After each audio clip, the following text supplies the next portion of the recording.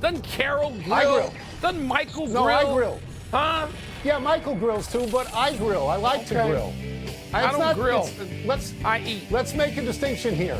It's not cooking, it's grilling. Okay. It's different. All right. It's different, and it's easier. It's a lot easier. Welcome to PTI, boys and girls. In today's episode, LeBron gets paid, Caitlin Clark and Angel Reese are all-stars, and Taylor Twellman joins us for 5 good minutes. But we begin today with the two hottest hitters in baseball, Shohei Ohtani and Aaron Judge. Both hit home runs last night. It was Judge's 32nd leading the majors and Ohtani's 27th, second in the majors. Ohtani's batting .320 with 64 RBI and an OPS of 1.048. Judge is batting .321 with 83 RBI and an OPS of 1.158. Wilbon, if Ohtani is having a great year, and he is, what is Judge having? A better year. A better year. 20 more runs batted in alone. See, I don't want to hear about newfangled stuff and these idiots that tell you runs batted in don't matter. I don't want to hear that. If you bat in a run and the other guy doesn't, you win. So these morons, I don't want to hear that. That stat alone puts him there, Tony. Ohtani's having a great year. And by the way, we're talking about at the plate, because if we're talking about overall, Judge is also in the field where he's an underrated fielder, and Ohtani's not in the field because he's DH and because of the injury. I get if Ohtani comes back and he pitches and he resumes his role that nobody's ever had, then it might be Ohtani. But right now, it's Judge. Yeah. And they're both, at the top, sort of, in their leagues. The Dodgers are a little bit behind Philly, and the Yankees are right on the heels of Cleveland and Baltimore, so there's no real difference there. We're talking head-to-head competition at the plate, Judge having a better season.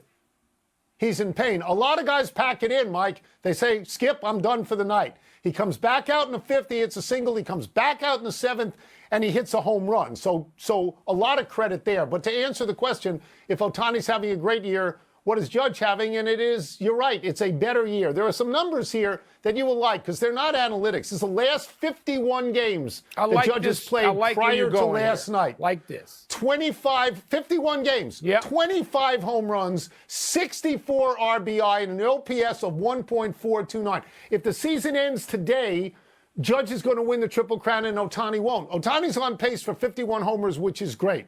Judge is on pace for 60, which to you and I is still the magic number. Yep. Okay? Ruth had 60. Not the most on the Yankees because Maris had 61 and Judge 2 years ago 62. Had 62. And I will say this, Mike. If you look at the historical context of baseball, it's wonderful that Judge is hitting these home runs as a Yankee because the Yankees essentially invented the home run. Whereas when I think of the Dodgers, I think of pitching more than I think of home runs. Yeah. But Ohtani is great. Tony, as you know, I went to see Ohtani in person this year. So did I in Washington. And he's just bigger and stronger, and he hits them further than you think. When you see him, he's an awesome specimen on all levels, and he's having a great year. Judge,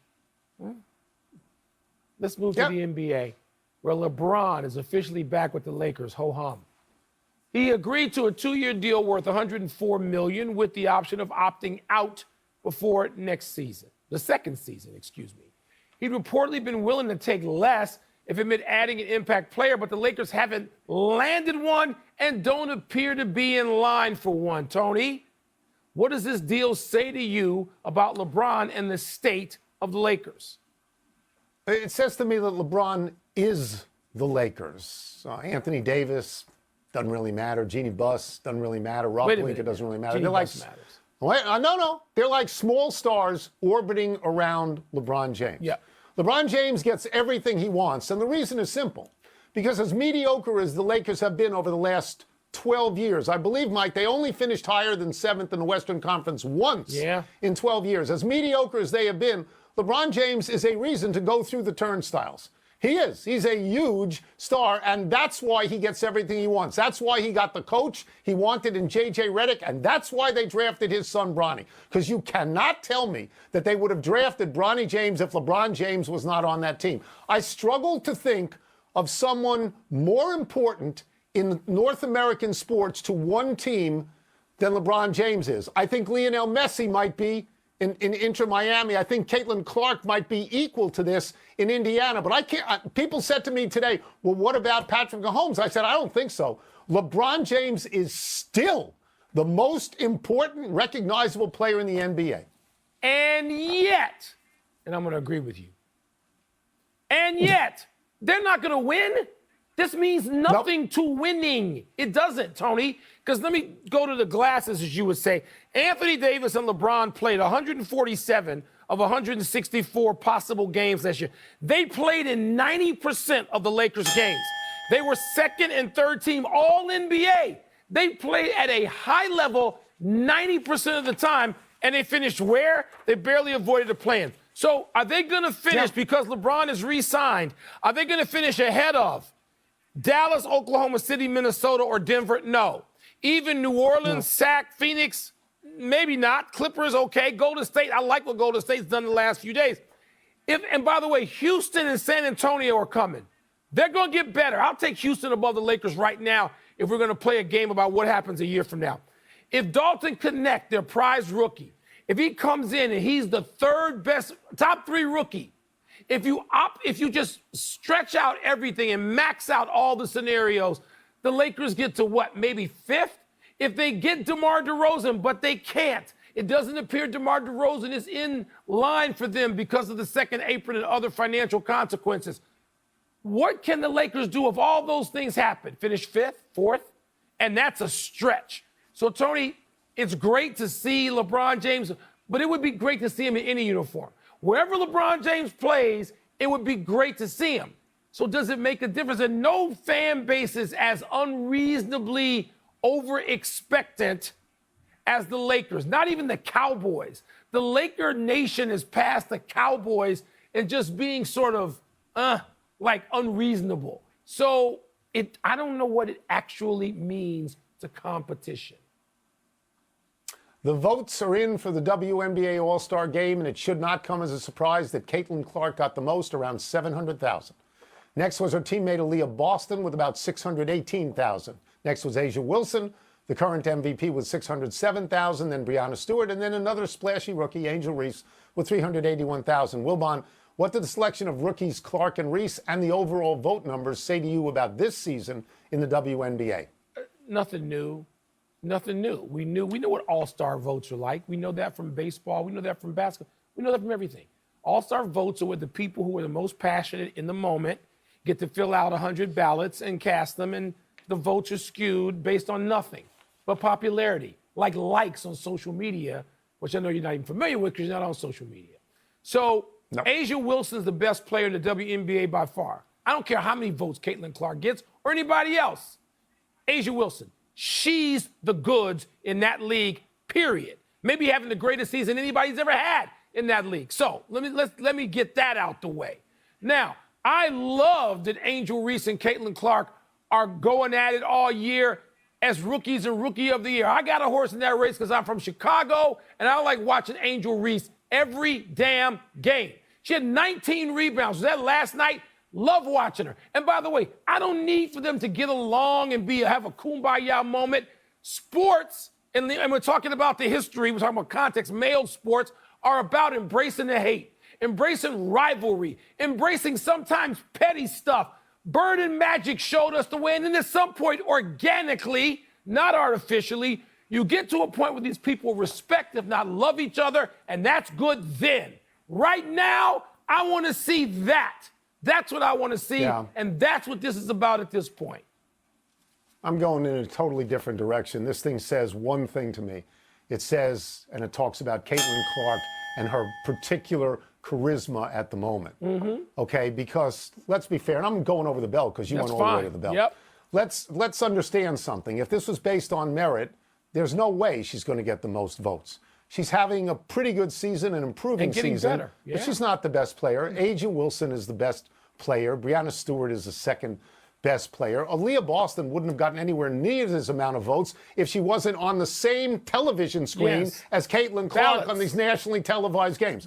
Okay, so she got 700,000 votes, right? Because she is the rising tide that's floating all the boats. 700,000. Last year, you know who had the most? They're saying ding in my ear. No, I'm not. Last year, Asia Wilson had the most votes. She had 95,000 votes. That's 1/7 of Caitlin Clark. It's 1/6 of her this year. Caitlin Clark is putting eyeballs on the WNBA, and they ought to put a statue up for her, and they ought to put her in the Olympics. And it's as simple as that. Get me out of here. We'll disagree on the Olympics. I got to see prompter. Let's take a break. Coming up, is Greg Berhalter really to blame for the United States men's team sorry showing at Copa America? We'll ask Taylor Twellman. We'll also ask him whether the talent of the so-called golden generation of players has been oversold. Angel Reese gets all. Copa America resumes without the United States men tomorrow. To discuss where the U.S. team goes from here, we welcome in our good friend, the lead analyst on MLS Season Pass on Apple TV, Mr. Taylor Twellman, who drew the short straw today, Wilbon, because he was on my podcast this morning and now has to talk to me twice. 2 a days with you. Oh, my God. Yeah, let's start with this, Taylor. Brutal. A lot of people are calling for the firing of head coach Greg Berhalter. Does that seem fair to you? Yes, because if there's no accountability, then what message are you sending to your fans? What message are you sending to your players? And even worse, what message are you sending to the sponsors? If you're going to reward Greg Berhalter or whoever the coach may be for just getting out of the group of the World Cup, which is what they did by giving him a second tenure, then what are you going to do if you don't get out of the easiest group, arguably, at Copa America with Bolivia, Panama, in Uruguay in your group? So Tony and Mike, absolutely 100%. It's fair. This is the professional game. But more importantly, the World Cup is in your backyard in 18 months. If you send the message that, we're okay with this, then why should anyone get up for 2026? All right, so if Berhalter, let's spin this forward, is dismissed, relieved, people are already calling for some very large names, as you know, Taylor, Big like names. Klopp, Guardiola, Mourinho. Do you see any of that happening? I don't know that we spend that much money, but do you see any of that happening? And if not, who would be a suggestion that you might want to advance? That's the real question, isn't it? Because, Michael, as Americans, we always sit here and say, go big or go home, right? And the 3 names that you just said, inarguably, are the names.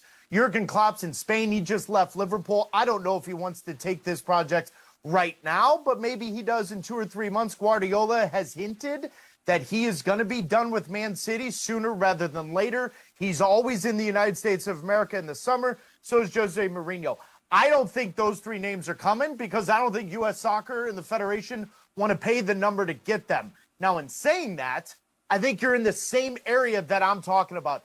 I think the United States men need foreign eyes, raw eyes, a raw set of mind and eyes and thoughts to say, this is the group of players that are playing. This is how I see this happening, and not anyone that's been in the system for a while. I think some freshness would really do this group well, but I think it has to be a big personality. Michael, this is the so-called golden generation that everyone has deemed it. If it is, the bigger the personality, the more attention they'll take away from the players with all the pressure playing in their backyard. I wish it was one of those 3. I just don't see it happening. I'm glad you mentioned golden generation because Tony and I talked about this yesterday, having actually, while we are not experts on any level, we've been around it for a long time, for decades, and golden generation is what we're supposed to have right now. We know we have so many more terrific players than we ever had, Taylor, but is the talent of the golden generation overstated? Talent? No. Personality, profile, in the completeness of the player?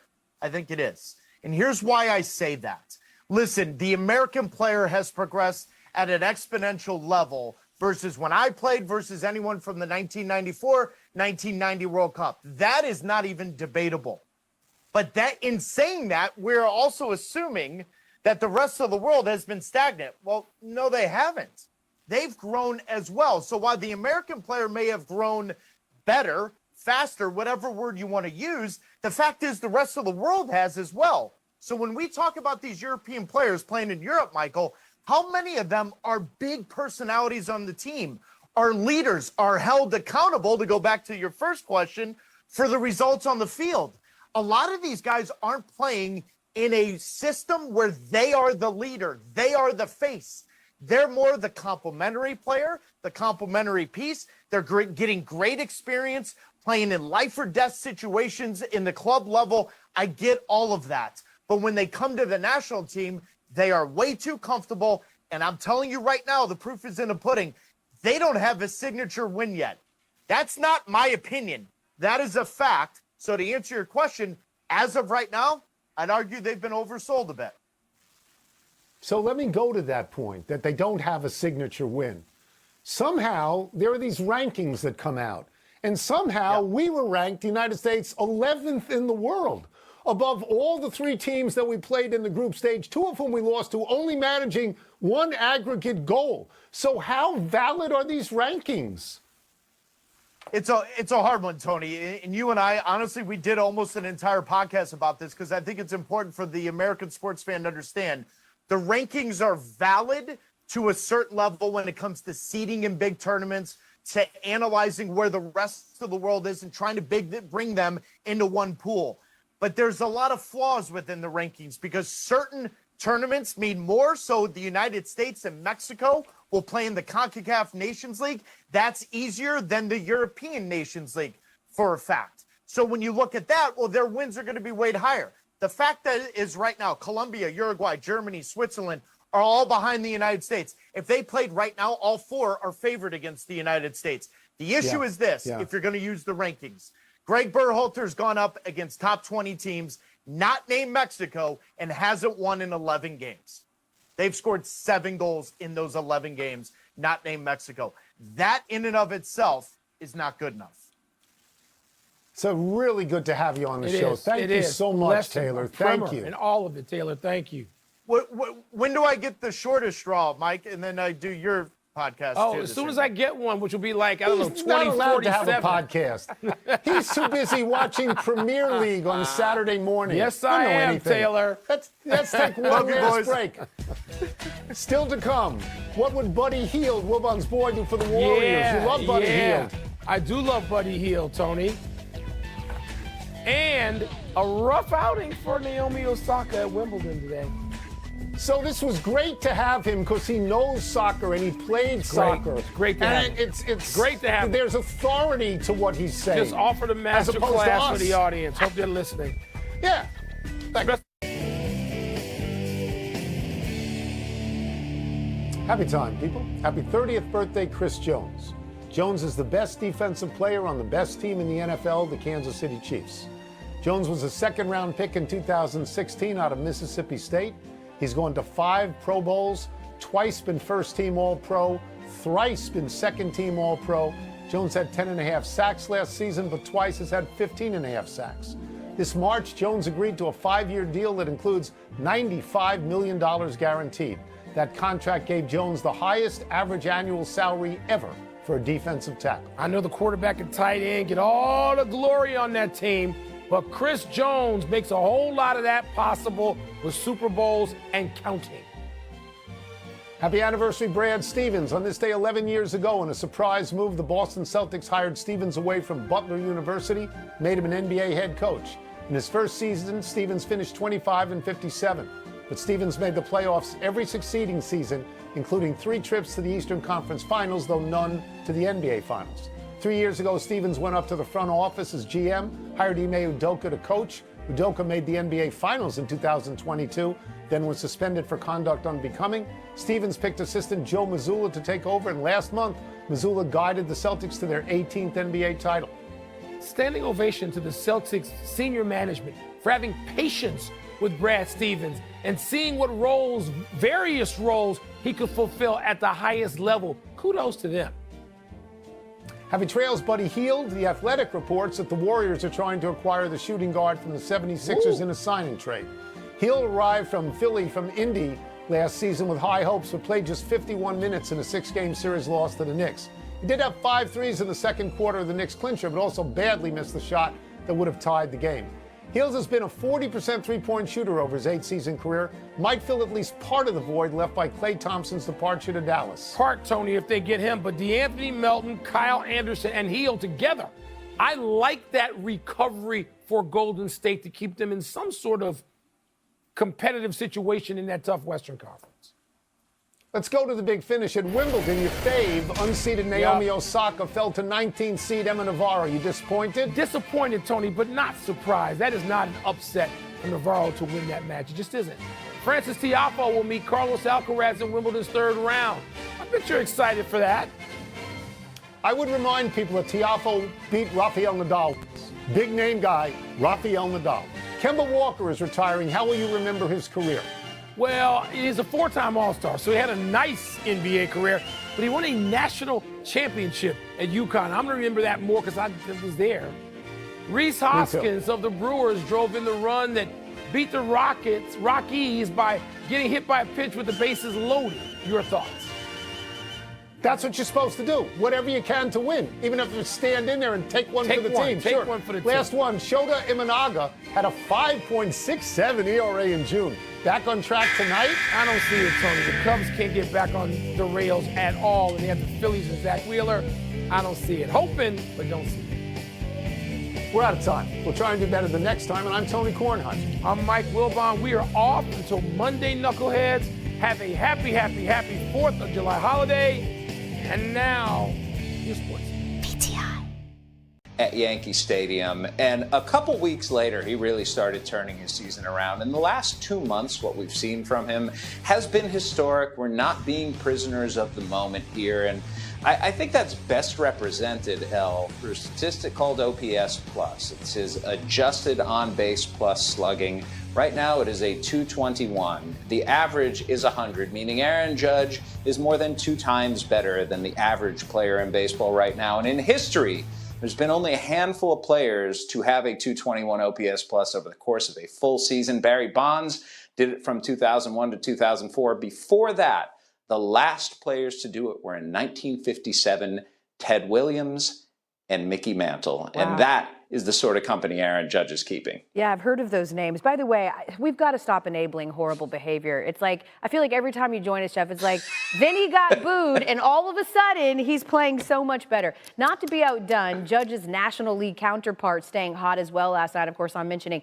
Shohei Ohtani hits a go-ahead home run in the 7th inning last night, helps lead the Dodgers to a 6-5 win over the D-backs. Ohtani's 27 home runs leads the National League, and his 12 home runs since June 11th are 3 more than anyone else in baseball. Ohtani now a heavy favorite to win the National League MVP at -225. That's at least according to ESPN Bet. So, Jeff, Ohtani's already accomplished a ton in his career. How can he make even more history in 2024? Well, he's got 2 MVPs already, but those MVPs came in seasons when he was designated hitter and a starting pitcher.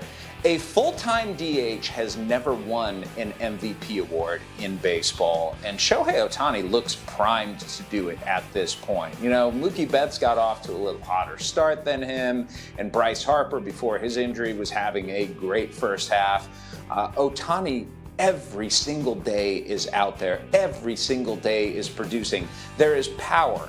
There is average, hitting 320 plus at this point. He gets on base, and the scary part is to understand he's rehabbing his elbow from reconstructive surgery while doing all of this, which means that next season we're going to see this bat again, and we're also going to see Shohei Ohtani back on the mound doing the sort of thing that we haven't seen in more than a century. Yeah, an absolute embarrassment of riches. Ohtani and the Dodgers, by the way, are back in action tonight at home against Arizona. Jeff Passan never needs to be booed to show up and do his job, but I'll do it anyway. Boo. Thanks, Jeff. All right, you take a look here at Judge and Ohtani, and they're both having career seasons. You put them both on Triple Crown watch as well. Ohtani, as I said, leads the NL in average and home runs, and is third in RBI, 4 shy of the league leader. Aaron Judge leads MLB in all 3 categories. It'd be the second time that there was a Triple Crown winner in both the leagues, along with the 1933 season. More history. Mike and Tony with more in our PTI topic.